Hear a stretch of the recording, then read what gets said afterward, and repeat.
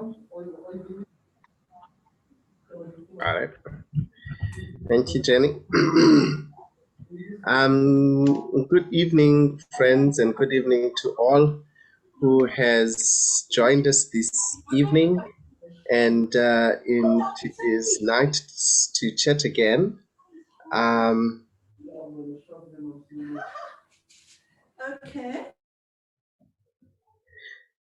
Okay, there we go. It is nice to chat again, and maybe just to ask again that we remember to mute ourselves and unmute when we need to speak. If you wish, you can turn your video on when you would like to speak or to ask a question. We will recognize you easier that way. And also right at the bottom there are reactions there at the bottom. If you would like to raise a hand, there's one that says raise a hand, and then you raise a hand, and you can again lower your hand again the same way. So right at the bottom there, when you wish to ask any question. We would like to make this a conversation, a question and answer, and all questions are welcome, I suppose, Jenny. And all questions are welcome, and feel free to ask questions. Yes, there has been some developments. We know of the variant Delta. We know that people are now vaccinated. We know that we are now in the third wave, and we also hear of a fourth wave, and we don't know if we're going to surf that one, but it most likely looks like we will. And so there is a whole host of things and behavior for those who have been vaccinated, and any other questions that one may wish to ask. So we're going to begin our conversation. I would like to open in a word of prayer. Let us pray.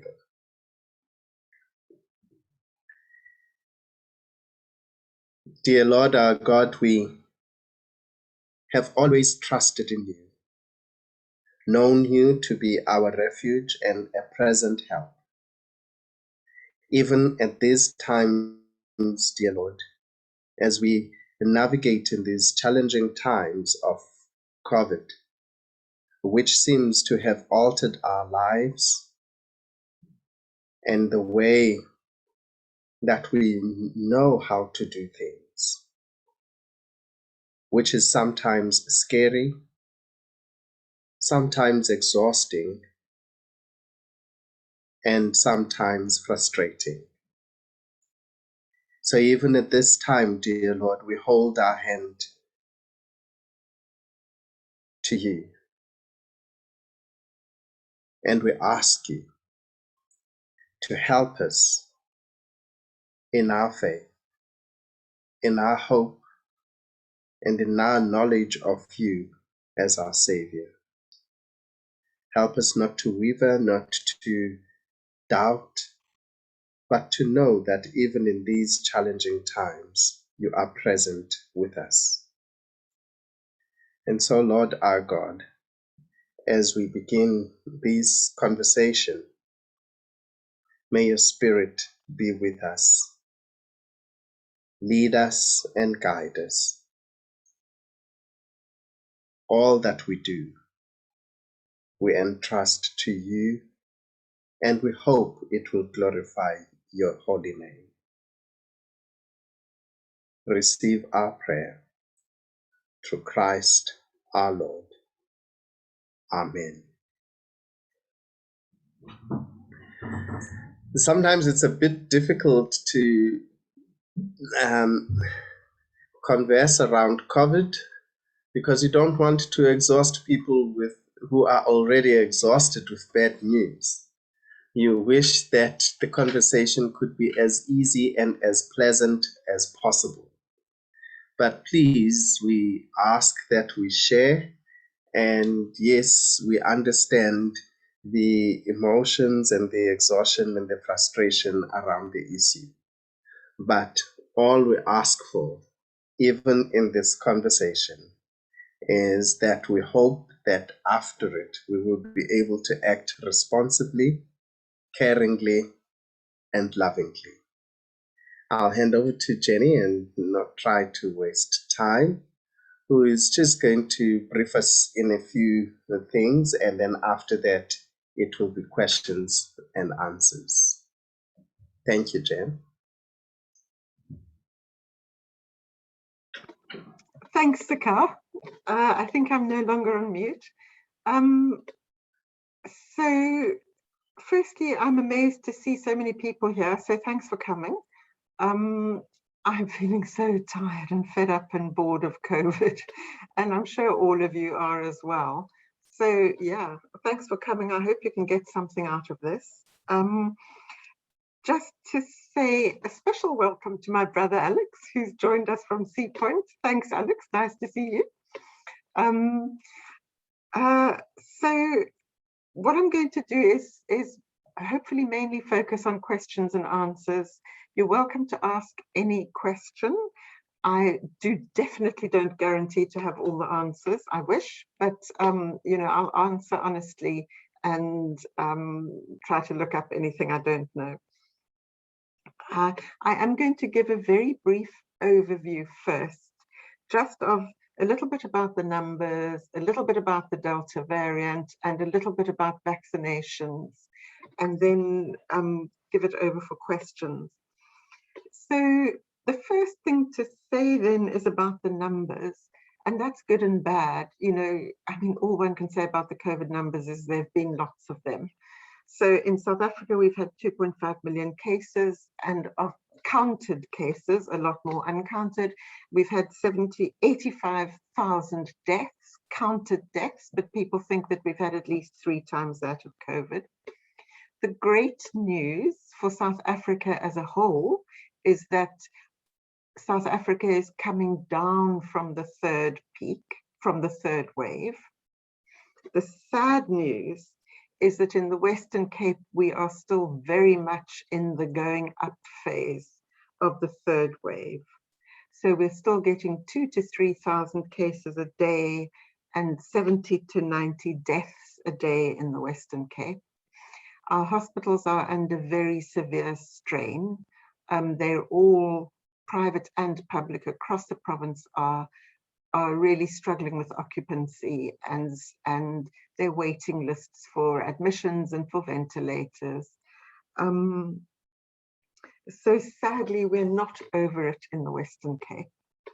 And just to give you an example, as GPs, what we're seeing is that there are quite a few people who would have been admitted had they been ill about a month ago, and they're now getting to hospitals and being told, sorry, you don't fit the criteria because you're not ill enough. So that is very much happening. And personally, I've been looking after a few people in the past week who really should have been in hospital. And I wish they had been, because of the kind of effort and illness and worry and anxiety that they underwent. I quite fancy numbers, and so I'm going to see if I can share with you the Western Province dashboard. And this is our current dashboard, which I find fascinating. So you'll see on all these numbers, you'll see the first peak, the second wave, and the 3rd wave. And what I find fascinating about this is, firstly, if you look at Southern and Western, you'll see that we are getting close to our second peak, to being higher than our second wave. Tygerberg is already higher than it was in the second wave. But look at what's happening to Khayelitsha. That is Khayelitsha. Khayelitsha had an enormous first wave, and then their second wave, they were the only people who had a lower second wave and an even lower 3rd wave. In fact, it's barely been visible in Khayelitsha. And I find that kind of fascinating, because I think it shows that this is something that is going to burn itself out. So in Khayelitsha, there were a lot of people who got it in the first wave, and they just don't seem to be getting it as much now. So for me, it's, you know, it's looking grim for us in Southern and Western, but I think that offers a little bit of hope. And certainly I found in contact tracing in the first wave, I was often speaking to people who, for instance, didn't have their own toilets and were sharing public toilets. And in this wave, that's not happening nearly as much for contact tracers, because I think it has kind of, you know, good and bad and for all the horrible reasons, but I think it has kind of burnt itself out in some areas. So then just two other comments about the numbers in the Western Cape. The first thing, I'm sorry to say, we honestly have no idea how many COVID cases we've got in the Western Cape. We are the one province that does not test everybody with COVID symptoms. So way back at the beginning of the first wave, we had so many to test that we ran out of testing capacity, and the backlog on tests was 5, 6, 7 days, and a decision was made only to test high-risk people. So even in this wave, we're only testing people over 45 or people in a few specific settings. So the numbers we see are nothing like the true numbers. And then secondly, what is driving our numbers, and there's a lot of sort of studies by research public health people. What seems to be driving our numbers mostly in the Western Cape at the moment is family visits. So families get together because they can't bear the fact that they haven't been getting together for such a long time. Just to mention that there was a recent Eid, a second, I don't know the name of that particular Eid, but we've seen whole groups, like 13, 14 people got together and all of them became sick. So family visits are really driving this. The other thing that's driving it is workplace, partly because people go to workplaces and partly because people tend to drop their guard in workplaces. And then congregate settings, so things like residences, boarding schools, university hostels, those sorts of things really seem to be driving the epidemic this time. So those are the numbers, but the good news is that although the numbers are rising, our vaccinations are, our vaccinations are also rising at pace. And I wanted to show you this, but now I've got something weird on my screen, so I don't think I can. But there we go. Oh dear, no, this isn't working at all. Or have I lost the meeting? No, you haven't. We're here. Oh, good. Thank you. Oh, there we go. Okay. Can I just quickly show you the good news? And that is, can you see my screen? Yes, we can. Yeah, looks good. Let me just see if I can find it. Oh, well, I won't waste too much time looking for it, but vaccines are also rising incredibly quickly. So we've done more than 1 million vaccines in the Western Cape at the moment. So yes, it's not going to show. So yes, the numbers are rising hugely, but our vaccine graph looks a lot steeper than our new cases graph, which is great. South Africa's done 8.5 million vaccines, of which the Western Cape have done about 1,200,000. So that's all I'm going to say about numbers, and then just a little bit about Delta. Delta is our newest variant, almost certainly won't be the last. Some people hope that the Delta variant is kind of the fittest version of the virus we'll ever see, but most people believe that that's sadly not the case. Delta started off in India, and the big thing about Delta is that it is so transmissible that it has knocked every other variant out of the race. So even in places which started off with very little Delta, they're now, you know, like the US, it's now 96% Delta. In South Africa, it's pretty much 99% Delta. We don't know at the moment if Delta causes more severe disease, but it maybe looks as if it does. But what we do know is that it is hugely more transmissible. So Delta is more transmissible than the common cold. It's more transmissible than flu. People give weird numbers like it's 10 times or 100 times more transmissible than our previous variant. It's about as transmissible as chickenpox. So that means you get it really easily. For every person who gets Delta, they will spread it to between 5 to 10 people. So we are dealing not with a new disease, but with a disease literally on speed. And the reason for that is people with Delta produce a lot more virus.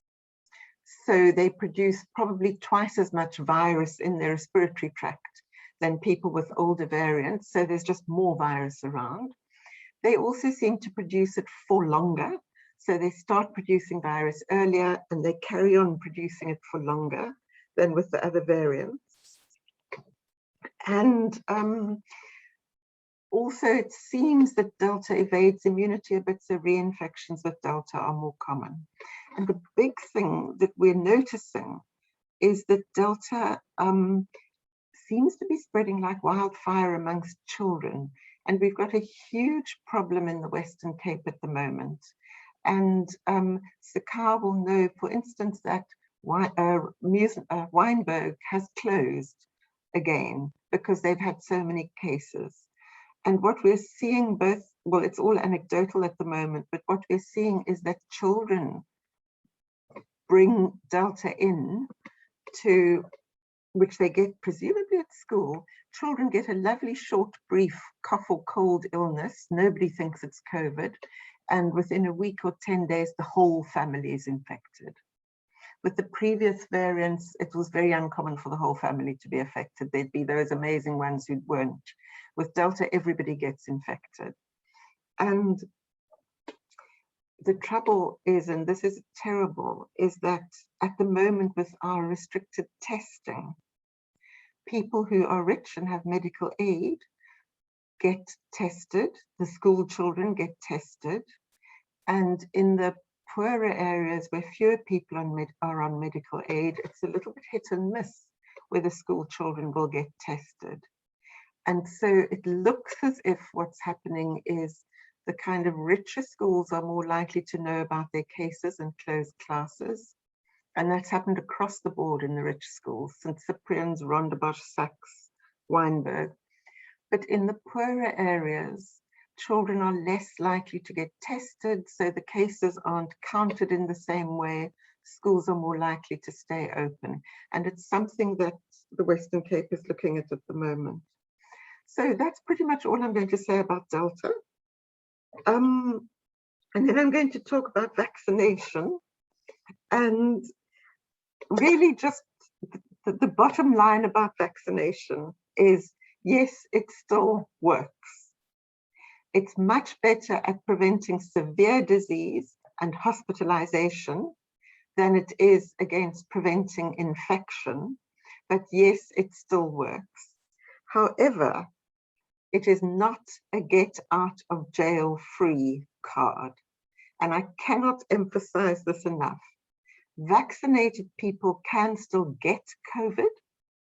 Their symptoms will be milder, but they can still get it and they can still transmit it. And I think just those two facts really should inform pretty much everything that we do or we say about vaccination.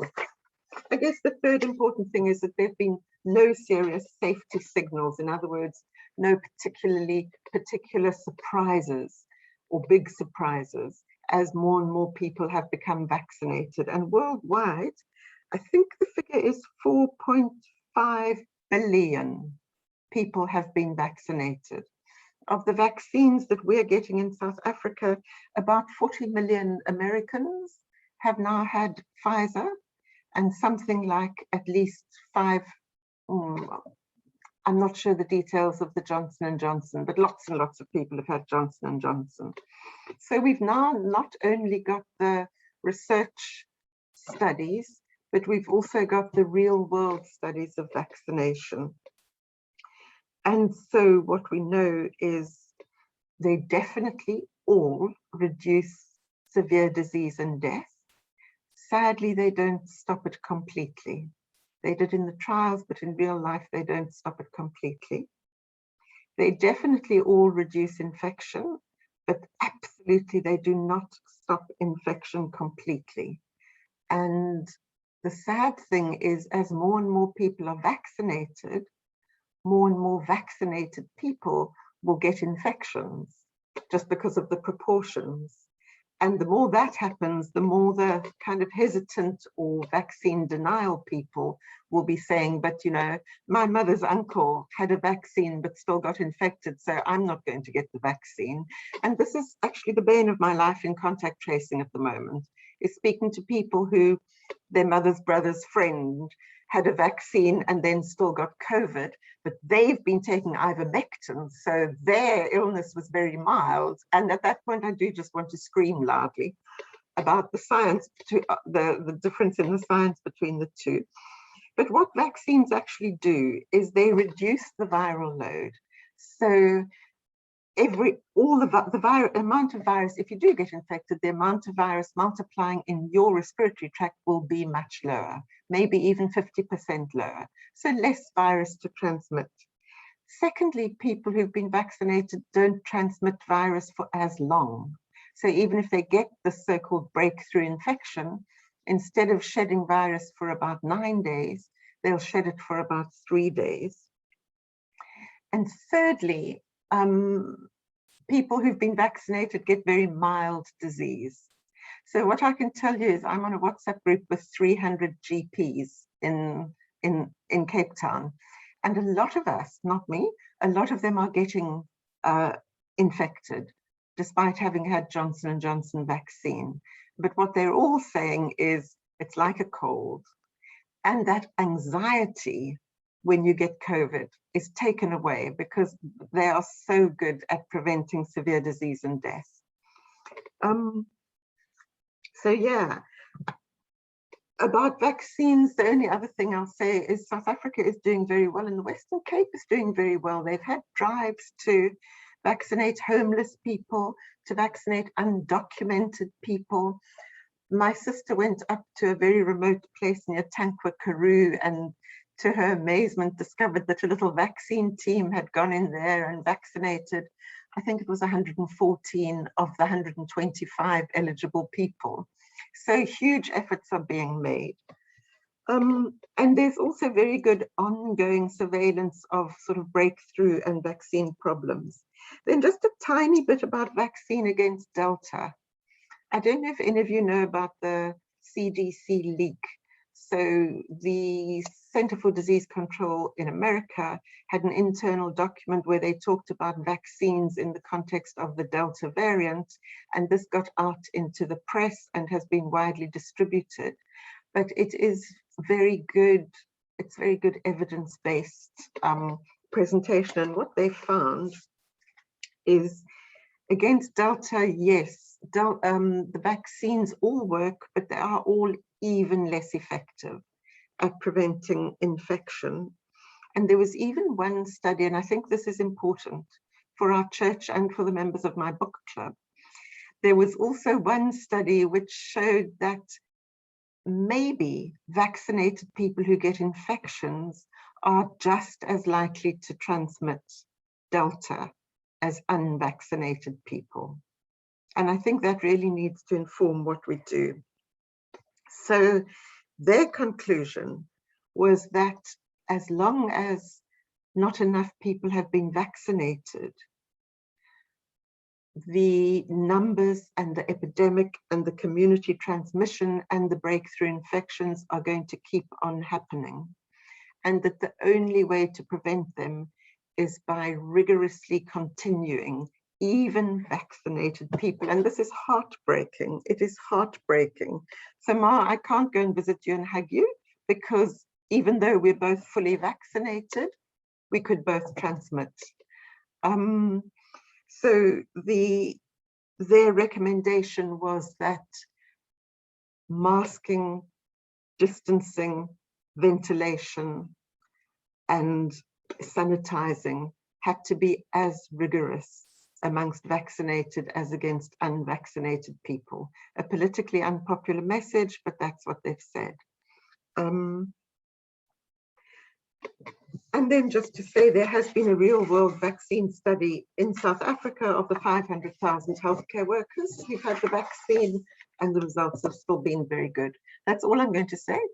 So if there are any questions, I think, Sakau, are you monitoring questions or sharing questions? Or There hasn't been questions on the chat, Jen. We can open questions. If people want to ask questions, they can either raise a hand or just indicate that they would like to ask a question. if everyone wants to go to bed, that or go to their eat supper, that's fine too. There's a hand from Brian Talbot. Brian, yes? Yeah, hi. Hi. Hi, Jenny. I'm glad you raised the story about Khayelitsha, because I was actually going to ask you about that. Even in absolute terms, there was around 200,000 cases they had in the first wave, and then diminished after that. Now you look at some of the other areas. I mean, their caseload has also been around about 200,000. Now I'm not sure how those areas are divided up, if the different regions have similar sort of populations. But an area like Khayelitsha, you would think it would be like an area of fairly high density living. As you say, a lot of people sharing toilets, that sort of thing.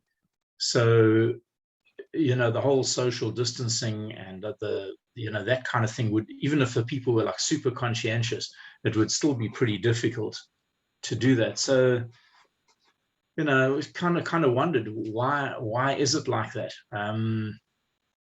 Is it maybe because of a lot of underreporting? If you were saying that the people getting tested have been mainly the older people, not the younger people, then you would think an area like that, maybe they would have a higher proportion of younger people, possibly. Or is there some other kind of factor that helped them get to herd immunity a lot quicker than some of the other areas? Maybe other areas could learn something from the relative, well, not success, but you know what I mean, the relatively lesser damage in Khayelitsha. So that was one question, and then just seen as I'm hogging the show here, just also it sounded like you were not a big fan of ivermectin, but and I know it hasn't been officially approved for human use as an anti-COVID thing, but there do seem to be a lot of great believers in this, and it seems to this ivermectin. I haven't used it myself, and I'm not planning to, but there seems to have been quite a lot of quite positive results from a lot of different sources, including a lot of people in the medical community. So yeah, just maybe you could expand on that a little. Mm-hmm. Mm-hmm. Brian, I wish I could expand on the Khayelitsha story. And I was, just before this meeting, I was thinking all these sub-district numbers are a bit meaningless without the number of people per sub-district. I think that most of what you said applies, though. Firstly, they had a terrible first wave. They had a lot of deaths. Their clinics were very overloaded. And number one. Number two, a lot of people were scared to test because there was a huge stigma around COVID. There still is, but there was a huge stigma and people didn't want to test, sometimes because of the stigma. This is anecdotal though, and sometimes because of the repercussions of a positive test. So if you're working as a contract worker or getting an hourly wage and you get a diagnosis of COVID and you and your whole family have to isolate, that's pretty tough. And I think those things did mean that probably their first wave numbers were even higher. But they definitely were the highest per 1,000 in the Western Cape. And then secondly, I'm not sure about what you said about how many people test, because if you look at areas like Mitchell's Plain or Klipfontein or other quite, relatively deprived areas, they'd also not have that many people testing because they're all state. But they mainly have fewer overcrowded areas. So I think part of it is that it just ripped through the very overcrowded areas. But I don't know. I don't know really the answer. Ivermectin. I have to be honest, I have not followed the ivermectin debate. Because whenever I see these pro-ivermectin videos or articles, I'm sorry, but the science of it just looks so bad to me that I just get annoyed and switch off. So-and-so who was an expert in researching some other kind of disease now claims to be an expert in researching this. And I just get very turned off. But what I can, so I haven't followed it. My personal opinion is that maybe ivermectin works, but we definitely don't have enough evidence to support it and to prescribe it. I mean, I can say a few things. The one thing is that it is the nature of all these things which seem to work against COVID, that they start off with a big fanfare with people reporting a lot of positive results. And then as the real clinical trials come in, they slowly fall away. So if you think of things like hydroxychloroquine, that was going to rescue us all. There were some early anti-HIV drugs that were going to rescue us all. There were BCG vaccinations, well, they still might help a bit, but that were going to rescue us all. And so they all had early positive reports. And then when the good studies came out, they were found not to be helpful. Ivermectin, for reasons not clear to me, never got into any good studies. I'm not sure why, but it is in a couple of good studies now. So there are two very good studies. The recovery on UK hospitalized patients and the principle on UK non-hospitalized patients. And they're going to report in the next month or two. And I think then we will know. But there's been something weird about the social media hype around ivermectin. The only other thing I'd say about ivermectin, I don't prescribe it, but also speaking to, and this is all anecdotal, it's not a study, but speaking to someone at Krutzke, a consultant who treats COVID, about one of my patients who was in kidney failure. She said, I've gone from telling people it's okay to take ivermectin because it probably won't do any harm, to saying to people, rather don't take it until we know, because I've seen so many problems on it with kidney failure and liver failure and sort of low blood cell counts. But, I think we don't have the science yet. Does that help at all, Brian?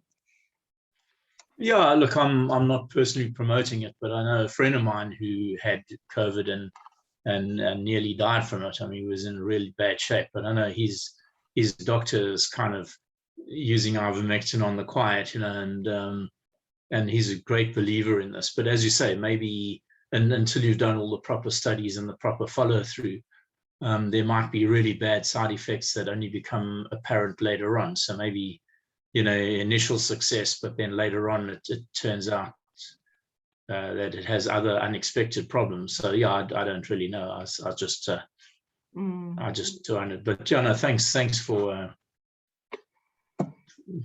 adding sunlight to it. Can't really.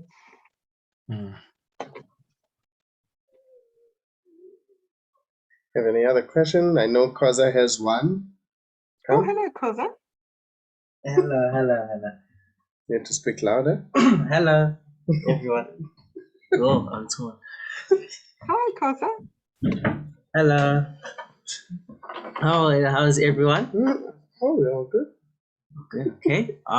My question is, when will the children get their vaccines, and also, what side effects will it carry if they do? And as well as, is the Delta variant more, what is the word I'm looking for? More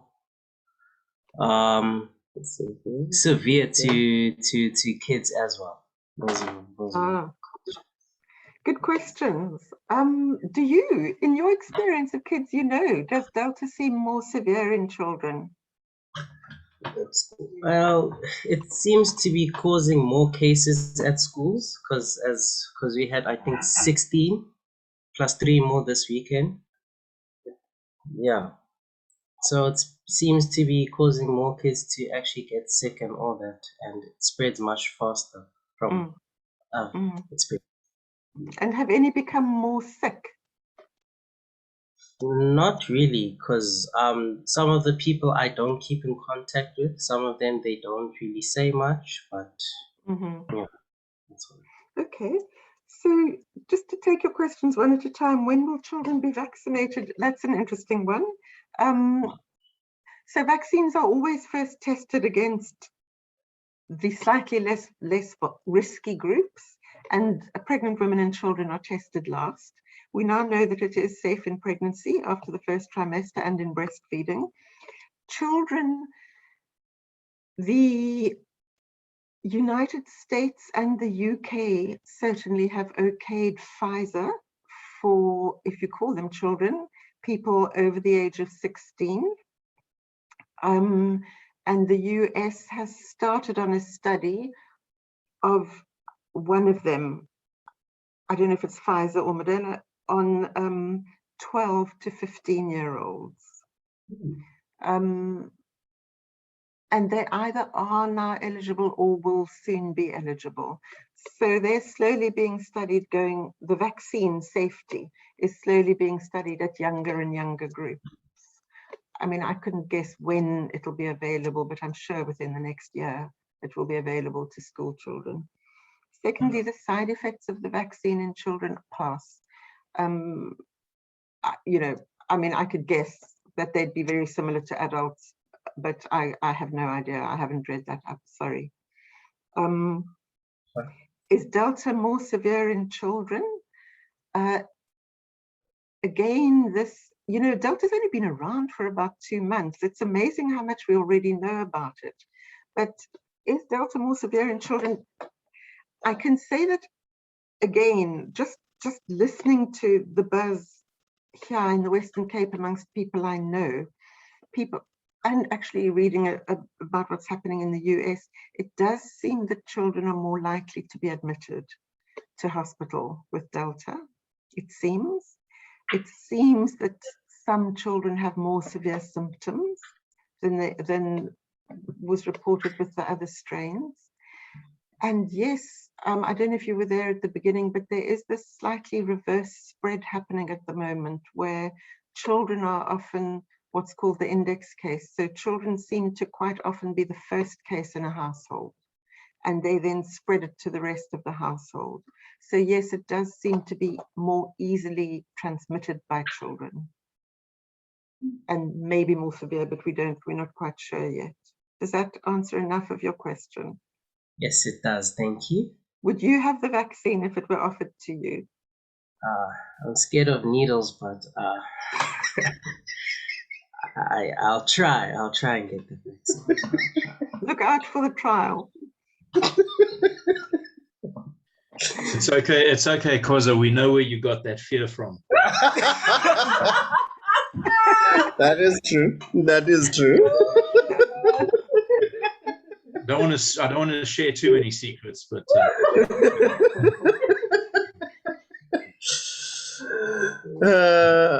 there's one from Meryl, Jen. I'm not sure if you've seen that one on the chat. Yes, Meryl, that's interesting. So just to read it for those who haven't read the chat, I'm also concerned. Oh, Meryl, do you want to say your question, or shall I read it out? Hang on. Can you hear me now? Yes. Okay.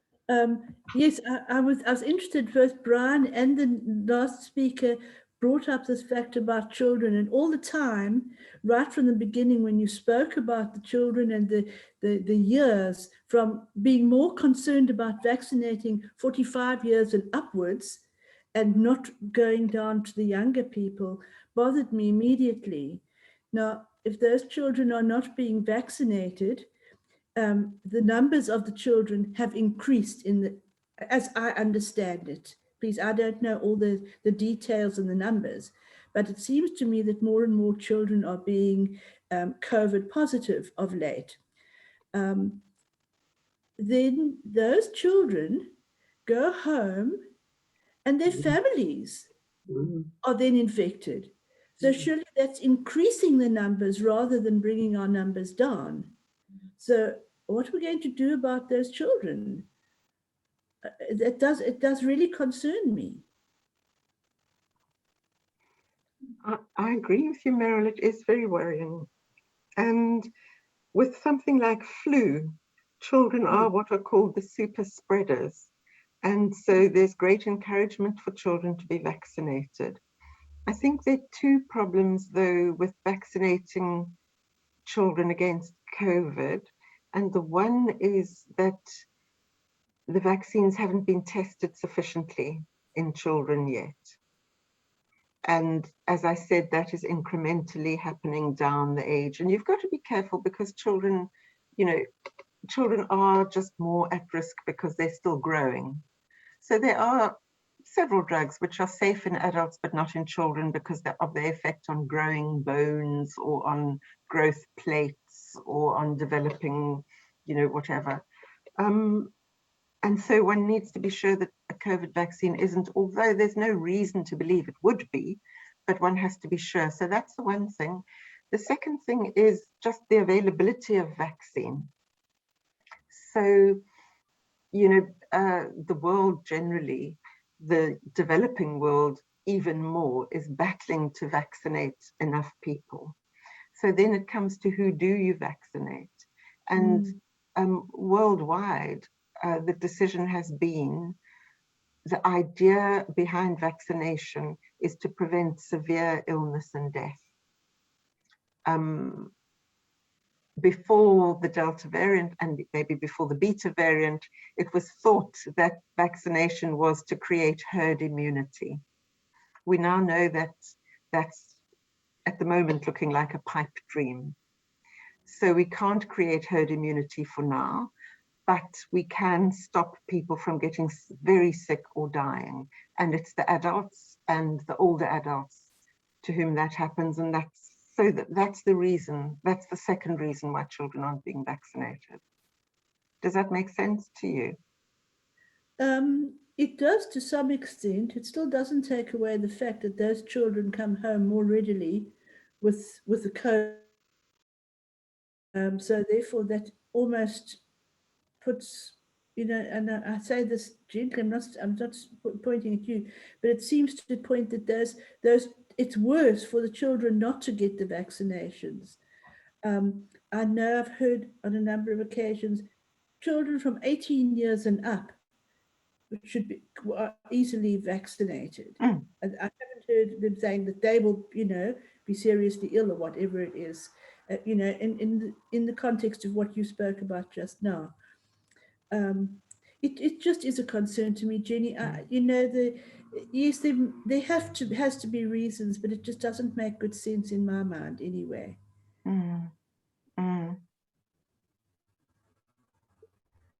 Yeah, I mean, and maybe one day it'll be part of childhood immunizations. Who knows? Yeah. Who knows? Well, the schools too, maybe the schools are needing to close again the way they did before. But I mean, it's such an upheaval for everybody concerned. But I'd rather see the school closed than more COVIDs coming into play. That's a huge debate. And one of the things that's happened is that our peak is so far behind Gauteng's that perhaps, who knows? I mean, previously there were not rapid increases in cases coinciding with schools opening. Yes. That didn't happen in the previous waves. People are concerned about that happening in this wave, especially with us being so far behind Gauteng. So Gauteng schools were closed at the height of their wave. ours are open while we're still going up. But Wendy had something very interesting to say about the parents at her school. Wendy, did you want to just share that again? Yeah, sure. The majority of parents at our school, we gave them the option to find out if they would want all their children back at school 100%. And an overwhelming majority said no, to continue with the rotation basis. And so that is what we are continuing to do. See, I think also a lot of our teachers also opted for that. The concern is that they're saying 1 meter distance at this point in time. And the Department of Basic Education is wanting to reduce that to a 0.5 meter. But in reality, school right next to one another. There is, we have put screens up on every desk in our classrooms, but parents are still saying no. And we feel that that was the right decision for our school to take. And it seems that all of the schools in our circuit area had made that decision. None of the schools have gone back 100% in our circuit. And it was just that everybody is feeling we are still going up, our numbers are going up, the risk is too high. And I think judging from what we have experienced as a school over the past few weeks, it was definitely the right decision to make. Mm-hmm. Yeah. So we don't, and I think also, you know, there are so many people who are against vaccination. That is a huge concern, because people, if we get vaccinated, we're going to die. People are saying that their ministers have told them this, and I'm thinking that has such a huge impact on people, the messages that they get from others, you know. So yeah, I don't know where we're going. I really don't know. Yeah, you have to see. Thanks, Wendy. Thanks, Wendy. Rory, first, your hand was up, and then. Thanks, Oh. thanks, Sakar. Are you on holiday? I'm in America at the moment. So, but I just two quick questions, Jenny. One is I just wonder if there's any link with the kids, because a friend of mine, his family was exposed to COVID in the last few weeks, and he and his wife are both regional and provincial hockey players. Both of them were hit hugely, like they were really, really sick for 2 to 3 weeks. And the rest of the family that does no exercise at all sailed through it and didn't seem to be affected by it. Now, I don't know if there's anything linked to the fitness level, but it seems like the greater the fitness for them, the harder they were hit. And so for them, like, it was very strange that the fittest people in the family were the hardest hit. So I wonder if there's any connection there with the young kids, because they're often fitter and healthier and doing more sport and more exercise. So that's just an interesting link. And then you raised an interesting point about not being able to visit your mom. Would you not even want to could we not do that with our parents? I visit my parents, they're listening here tonight, so I have to be careful the question I'm asking, but I visit them with my mask on, and they wear their mask when I'm there most of the time, but I'm always wearing my mask. Would you say that, given your comment earlier, that that's not acceptable practice at this time? I'll listen. Thanks, Rory. Do you want to take more questions, or do you want to take Rory's first? You're the boss. Okay, let's. Okay, thank you. Patsy, you had your hand up, and then we'll go to Wendy. Okay. I think Jenny should talk about Rory's question while she remembers what it is. Yes, thank you. I'm just frantically trying to write it down. So the first one was the link with kids, and the second one was about visiting his parents. Okay, I've got it. Thanks, Patsy. You know my memory. Runs in the family. You can ask your question now. ask your Okay, my question's very easy. More or less, when do we have to have booster shots? Okay. Okay. Okay. And then lastly, Wendy Kerr. Sorry, Jane. Oh, okay. Yeah, I want to ask, with children, young children of 4 to 3 years old, would they have a lower viral load than teenagers, say, for example? In other words, would the younger the child, the less likely it is to pass it on if they get it? And then I have another question about a fourth wave. Is it possible to predict that?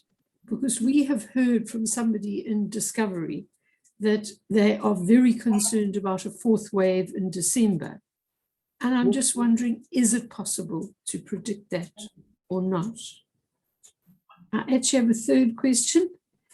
Would a new variant that comes about possibly be resistant to the Pfizer and the other vaccines, or is that not possible to predict that? And I have a fourth question.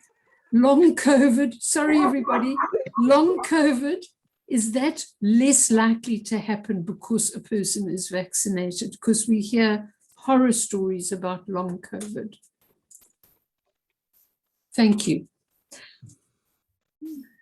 Hopefully, I'll help you to remember if you have forgotten any. So yes, you can respond then, Jen. Okay, well, I've got about 5 I don't know, and then a couple that I do know. That I don't know, and I think maybe other people don't know either. Firstly, link with fitness level, Rory, it's so annoying, isn't it? I haven't read anything about a link with fitness level. And I mean, look, we know that people who have immune compromised, people who are elderly, people with diabetes, heart disease, etc., other chronic diseases are more likely to get more severe COVID. And so the idea that between them and people who are healthy but not very fit, there's some sort of weird gap. I don't know about that. It's certainly nothing I've ever seen written about, and intuitively I would say that it's unlikely to be true. My experience is, my personal experience is that with healthy people, it's very difficult to predict who's going to get it badly. My first 2 COVID admissions were, you know, a fit 40-year-old and a very unfit 75-year-old. And the one who ended up in ICU was the fit 40-year-old. And then a couple of weeks ago, I had a couple. The man got it first and the wife was complaining about him, and we decided he had man COVID. And 3 days later, he was well and she was in intensive care.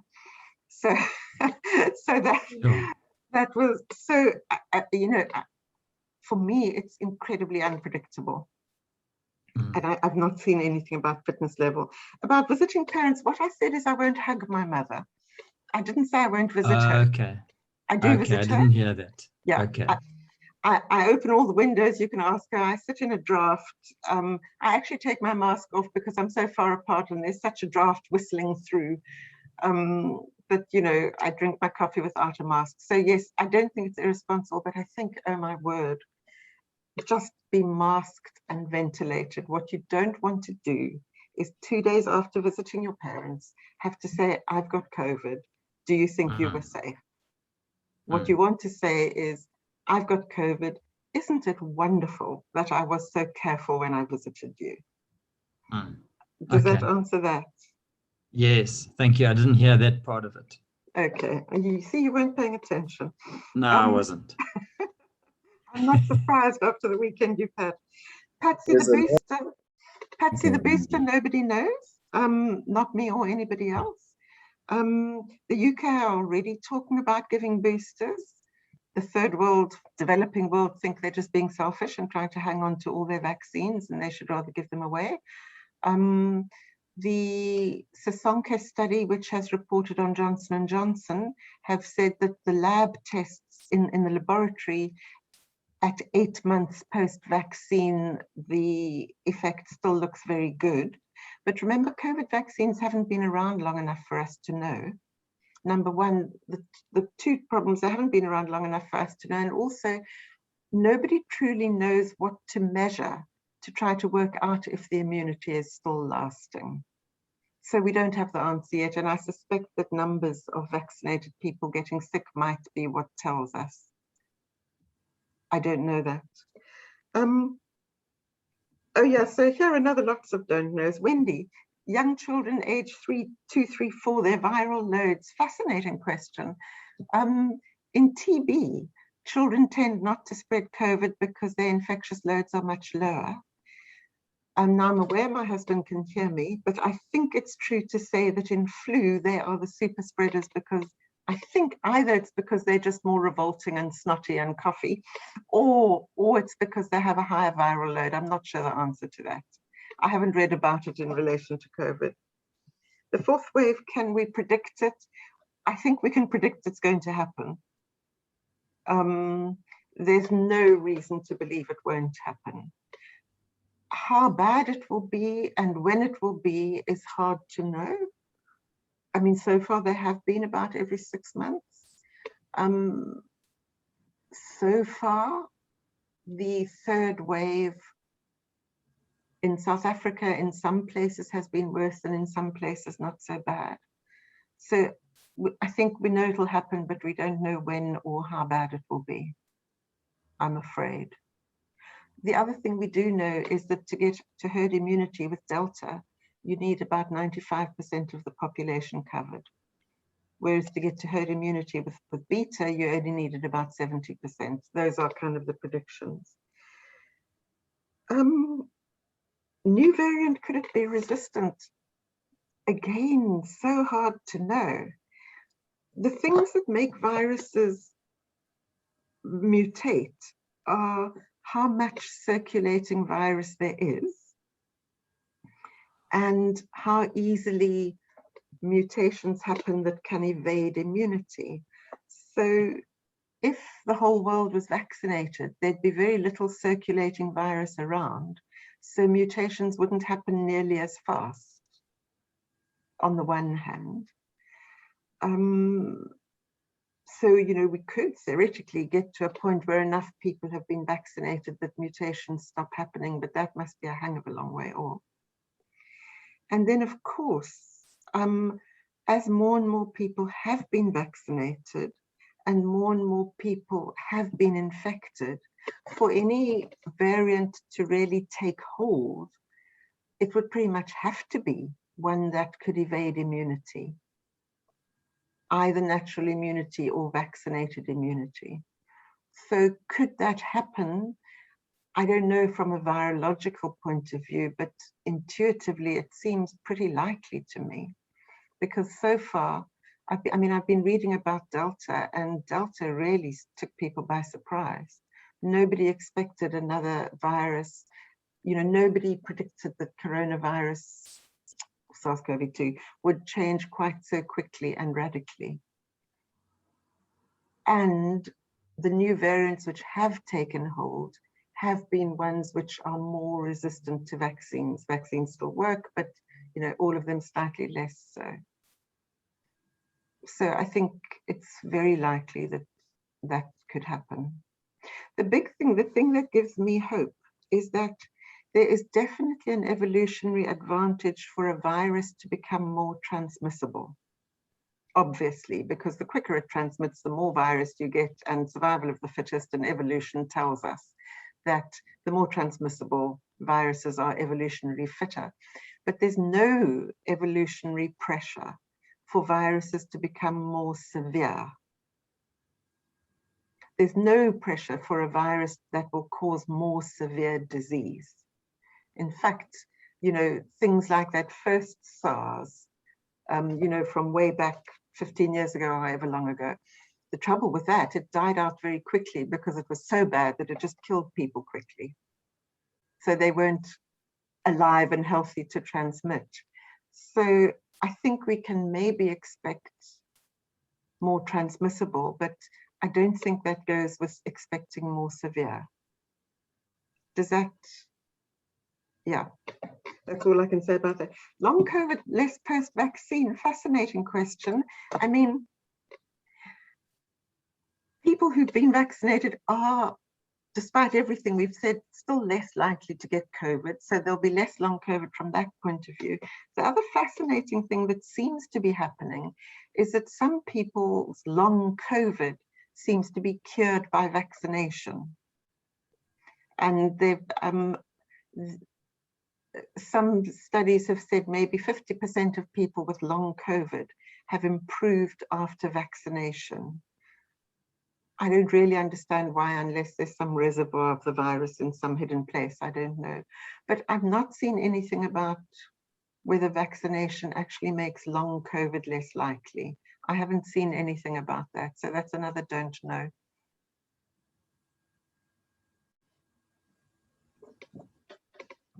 With that whole run of don't knows, perhaps people are going to give up asking.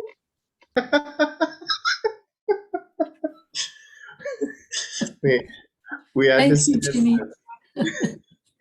We understand, Jenny. We're dealing with something new here.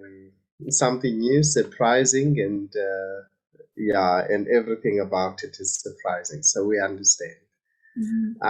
Any other question? I saw Peter Mackey unmuting. I'm not sure if he had a question or a comment. I just wanted to thank you, Sir Carver, for the opportunity. I just wanted to answer Rory's question. It didn't actually have anything to do with COVID. It was a question of getting out of visiting his parents.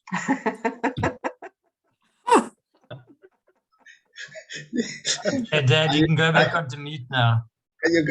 Are you going to answer privately, or do you want to answer here in front of witnesses? Nothing more to be said.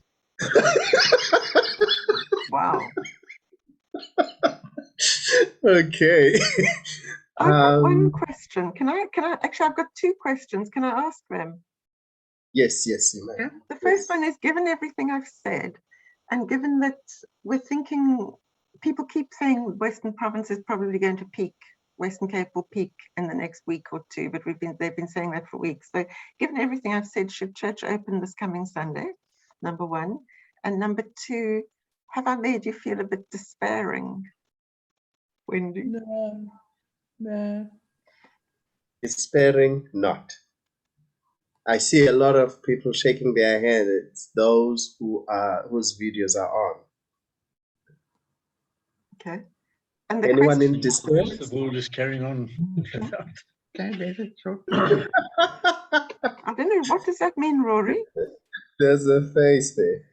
It means I'm despairing, Jenny. Oh no, please don't. I am, I'm afraid. It just seems too long and too much and just too much of everything right now. Okay. It just feels bad. It feels bad. Oh, sorry, Rory. No, it's not only me. I think it's just how everybody that I meet in workplaces and stuff. I mean, there's just so much accommodation of how to live differently that, like you said at the beginning, it's just pretty tiring. Absolutely. Les and Patsy, and then Brian. Really just the question of whether to open or not. Patsy and I the restaurants are open. People don't have a mask on, and it seems to be widespread the restaurants are operating, and yet in church we would sit with a mask on and very distant. So it must be far less risk meeting in church than going to a restaurant. That's my comment. Okay, I'll comment on that. We'll just have a little discussion here in front of everyone. My response to that is, I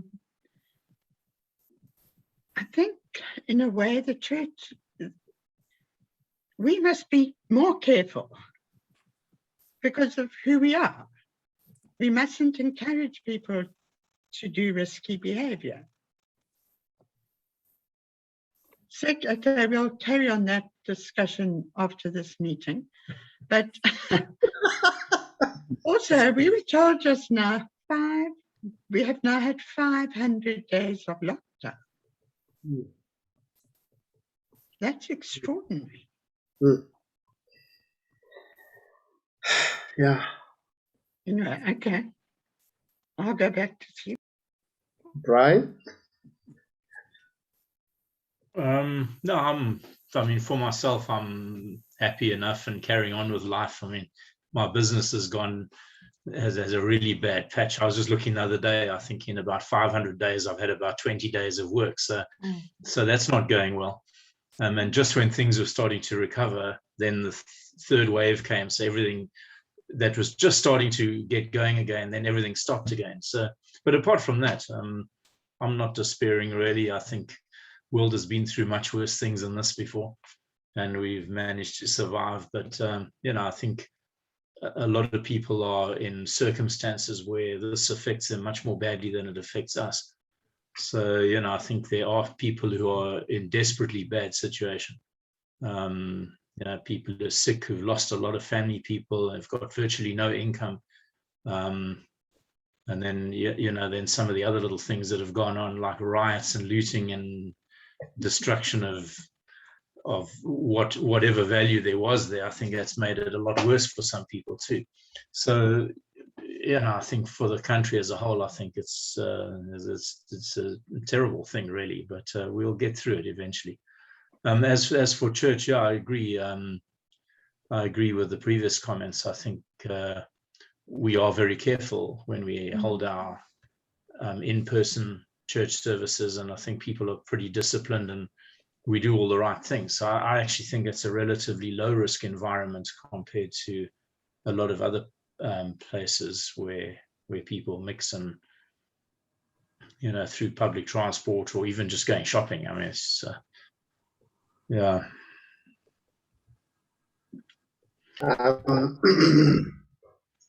I'm always skeptical to compare situations and places because my experience, there has been people who have been very, very careful, got it, and just even died.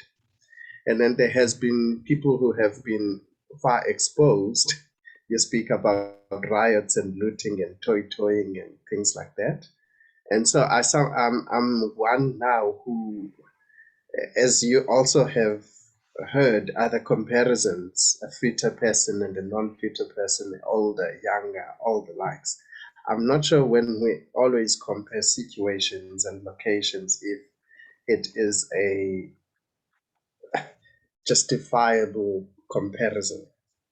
I'm really not sure about that one. Secondly, yes, I agree that we need to be very, very careful as the church, and we need to preach that too. There has been controlled institutions like school. I mean, I do know that Weinberg School have been very good and very strict and very efficient. As to why it is happening there now, well, it beats everybody. Well, I don't know. Kids there have been good. It's been controlled. It's a safe environment to be, and they follow all protocols, and things like this happen. So I always wish to be very cautious and not to go on comparing, but to go as to how safe can we be? Are we sure that everything that we will be doing will be as safe as possible? My colleague in Central Methodist Church, Alan Story, they have taken a much more firmer decision and said they will not open until September. They will review on the first Sunday of September. They have taken that as a very firm decision to see winter off and to just see if maybe we would have peaked by the end of August. So they took that decision. That's not what I'm pushing for, though. It's not what I'm pushing for at all. But all I'm saying is, as much as we may see that church is it's a better controlled environment. Yes, it is. And our church in particular, TMC, we have been very, very safe. It has been a very safe environment. Yes, there were a few little things that needed to be tied up, like conversations need to be pushed outside the church rather than inside, and not hogging the door. There are a few things, but even though we have been very, very, very good. And I do also think that we, in the 500 days, we have learned to live responsibly and to live with the virus. We have learned that. It's these are the uncertainties that scare one. But we always need to check. We always need to review. How safe are we? What is happening? Is it fair for those? Because when we make a decision, most people will embrace the decision with emotion rather than with reason. We miss church, and people will just want to come because they miss church. And we miss hugging each other. We miss touching one another. We miss communication. We miss all of those things. So we should be rationalizing more than being emotional in the church. That's what I think. Though I do believe, I'm saying all of this, I do believe that at TMC we can open. We have been safe. Even though I'm saying that, I do believe that we can open. We have been safe. We know how to be safe as well. It's just that I don't want to open based on the reason of comparison.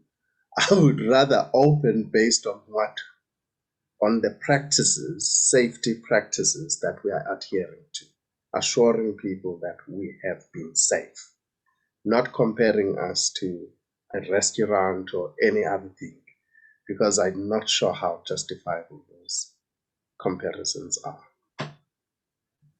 That's my view.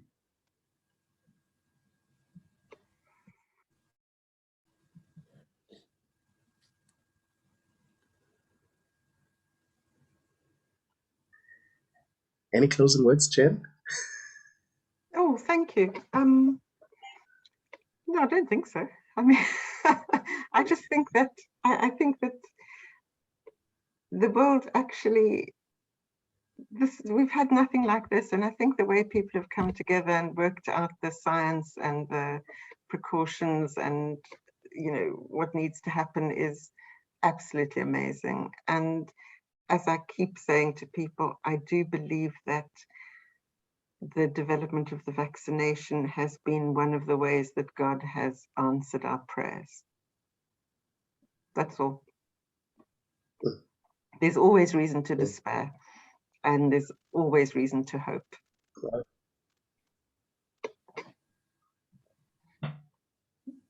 May I say something?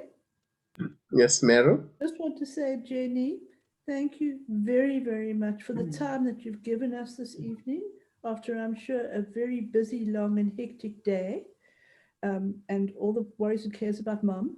You've been here and you have, told us so many interesting facts and opened our eyes perhaps about things that we didn't necessarily know. And I really am most grateful to you for what you have done here this evening. And when you go home, I hope you have a really good night's rest. Thank you. Thank you. Well, thank you for coming, all of you. Betsy? I know, I didn't have a hand up, but I will just say, Jenny, it's been most informative. Yes. And wonderful to hear someone speaking who knows so much about the subject. I'm very impressed. Thank you. Oh, really, I know you're so busy, but you've given up your evening to talk to us. Thank you. Yeah, thank you. Yep. As a closing, I want to say thank you as well, Jenny. Thank you for making this time. And when I called and asked, you didn't hesitate. And thank you. And thank you even, for your work, for your job, and the careful way that you do it. And more so for the caring way that you do it. And we thank God for you. And we hope that God will continue to bless you in the work that you do. And as you also touch those, that you become a blessing to them as well. So thank you very much. Thank you, Jen. Thank you. There's just, sorry, can I just say one more thing?